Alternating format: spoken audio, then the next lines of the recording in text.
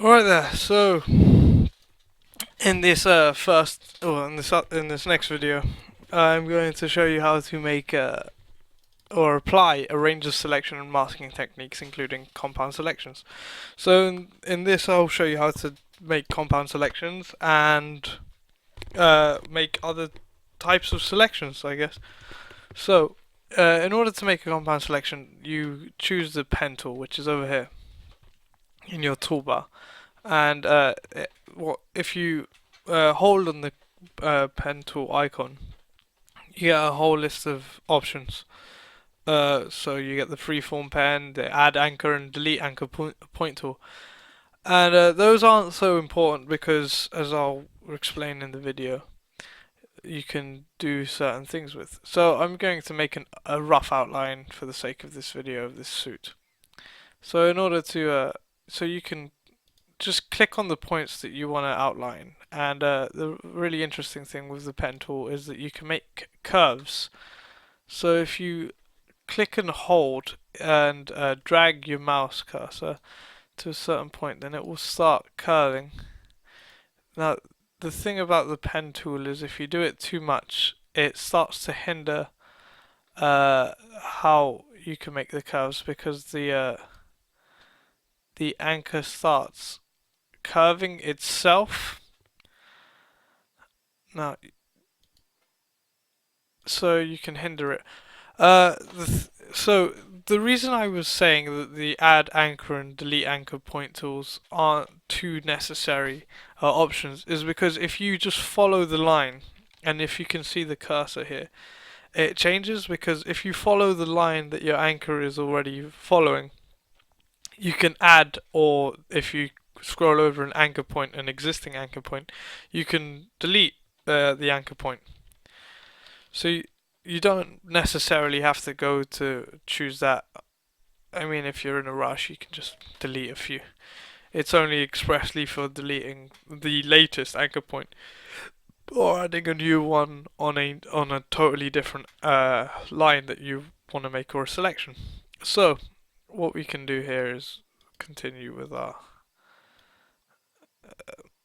So you don't want to do too many of the curves in case it starts uh, playing about with your ultimate line. Another way to get around with doing it without the curves is just to make uh, smaller spaces in between the fragments of the in between the anchors, as this will give you the most accurate outline, should we say. So for the sake of this video, I'll just do this quickly. This in no way represents anything that I would do with my work. This is just a quick demonstration of how to use a quick compound selection. So, now that we've got our suit almost outlined, I'll tell you how to finish it. So the anchor, the compound selection isn't necessarily finished until you go to the primary anchor point, which is the first anchor point. So that's how you close and you finish your selection. So now you've got a selection here, and as you can see here, so you can see that it's outlined more or less what the actual thing that we were trying to outline is. So that's your compound selection. Alright, and you can isolate the layers and whatnot. Okay, now the other type of selection that I wanted to go through with you are two very important ones. I'll start with the Magic Wand tool because it's the one that least needs explaining.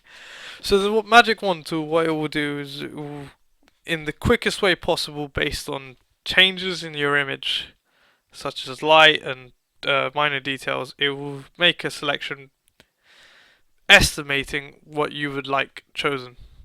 Sometimes it works phenomenally well, sometimes it works not so well. For example, here it doesn't work so well because of the varying because of the various aspects of the suit.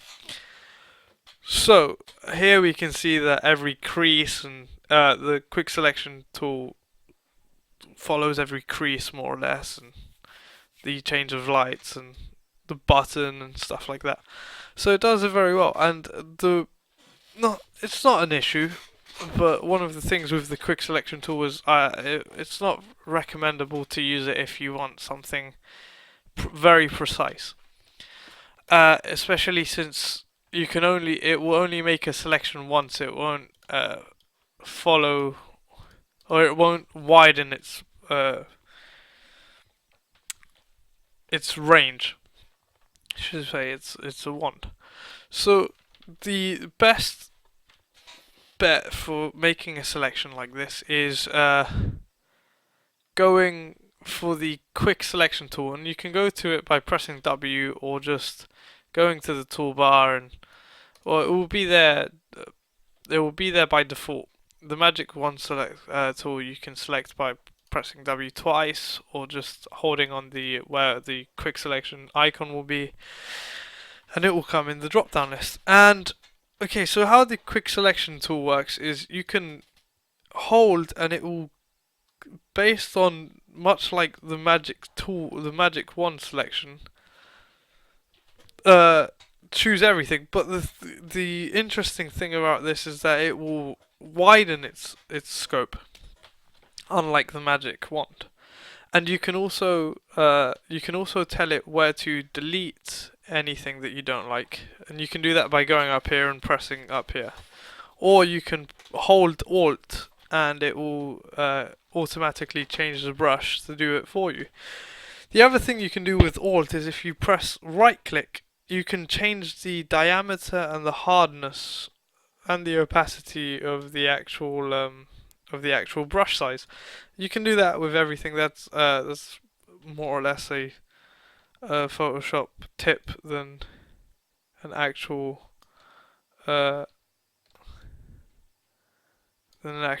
tip for the one size, but it's very good.